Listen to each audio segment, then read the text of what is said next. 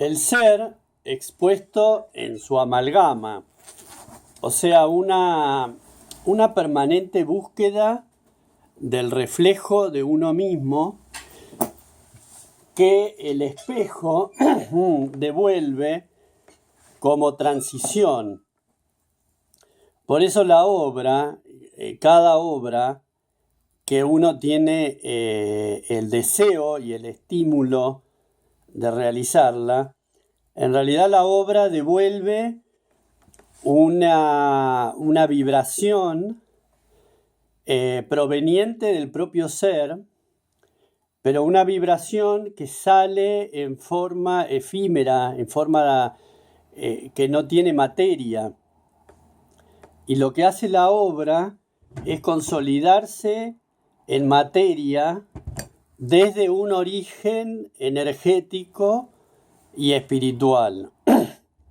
Entonces el artista puede ver su rostro, puede ver el reflejo de su ser en esa obra que realiza.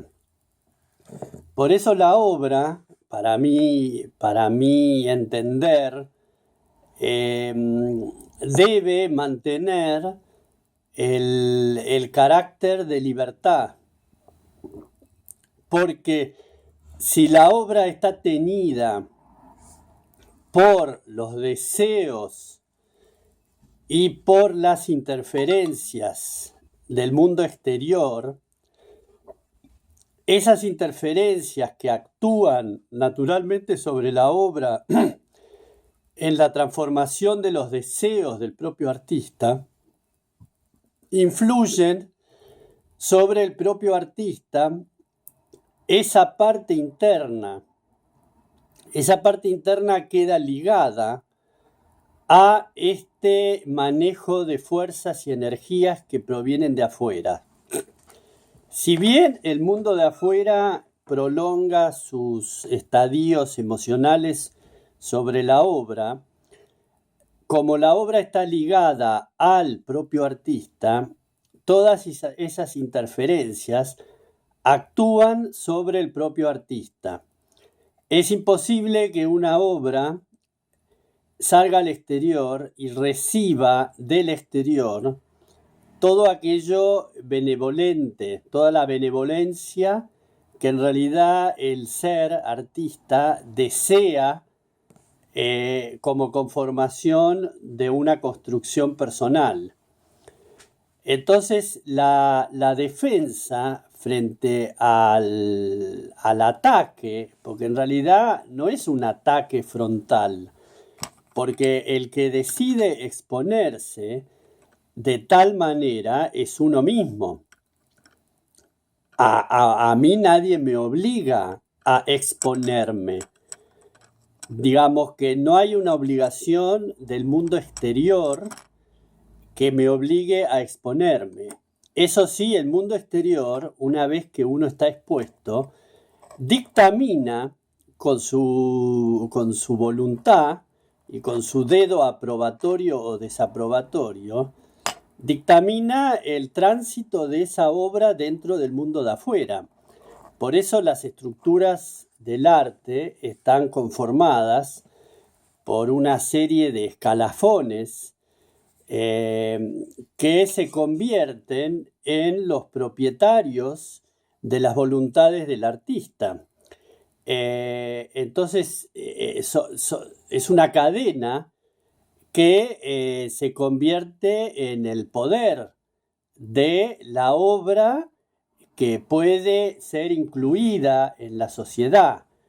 Entonces el medio artístico que engloba todas esas actitudes y ese nexo entre el propio artista y el mundo de afuera. Pero ¿qué pasa? Que en realidad el artista es un ser sensible, hipersensible, que de alguna manera tiene, por lo menos en mi experiencia, un choque con el mundo de afuera, con sus preceptos y conceptos. Entonces, por eso uno avanza sobre el camino del arte como un camino incierto, cargado de interferencias con el mundo de afuera. Pero curiosamente, cuando uno ya se convierte en un artista, acude al mundo de afuera para que lo reciba cuando no lo recibía antes, cuando era un simple ser sensible y que no era un artista. En realidad, la conformación de la personalidad del ser está ajena a todo ese maniobramiento, a todas esas maniobras que incluyen al propio artista rendido, buscando la pleitesía, buscando la aprobación del mundo de afuera, que si bien no la conseguía antes como solamente persona, la pretende conseguir ahora sumando a la persona la aprobación como artista. Y en realidad la conformación del ser, de la persona, es un camino ajeno a todo ese mecanismo. Yo puedo construir y conservarme como artista siempre y cuando pueda consolidar una construcción interior, un camino espiritual, un camino de desarrollo místico, de desarrollo psicológico, que haga de sostén al ser, que el ser no tenga que depender del sostenimiento externo y de la aprobación externa para subsistir. Porque en realidad el camino del arte, el artista, uno sabe los mecanismos, cómo ser incluido en el mundo del arte. En realidad, lo que yo veo de repente que me va fluyendo es un mecanismo paralelo, que esa aprobación o desaprobación no interfiera, al contrario, poder ver en esa aprobación o desaprobación también el símbolo del espejo, porque como ser humano yo me interrelaciono con los seres humanos a través de la devolución de los caracteres propios en los caracteres de los demás. Y si el conglomerado de la sociedad produce un efecto tal, entonces ese efecto funciona como devolución de un espejo de una cierta característica. Ahora, yo con mis características puedo conservarme estructurado de tal manera o desestructurarme de aquello que conformaba mi estructura y elaborar una estructura nueva.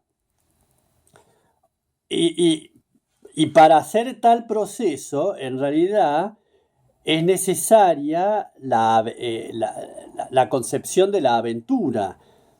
Si yo me quedo en el establecimiento propio, en lo ya establecido, puedo circular de determinada manera, pero abriendo el concepto de la generación propia de energía, o sea, convertirme yo mismo en un generador de esa energía vital y necesaria. O sea, en realidad el ser sensible modifica sus concepciones vitales y o lo conducen a la muerte o lo conducen a la vida.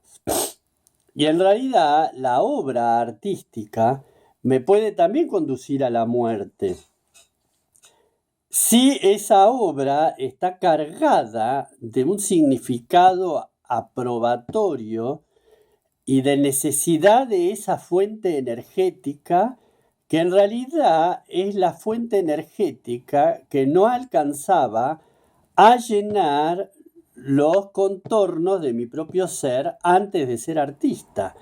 En realidad no hay un ser antes o después del artista.